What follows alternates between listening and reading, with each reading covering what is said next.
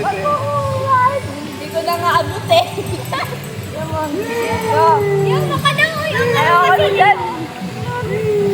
Isa mag-enjoy kami.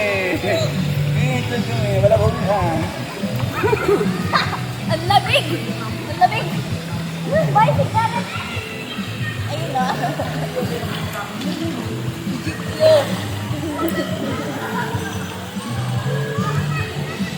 Magpagita ka naman.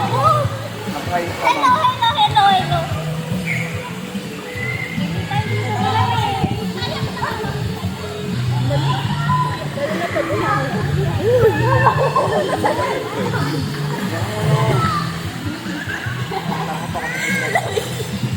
Hanggang dito, oh. Hindi dito, oh. May mga bato-bato naman yung may mga bato-bato dito. Oh. Diyan na lang ako.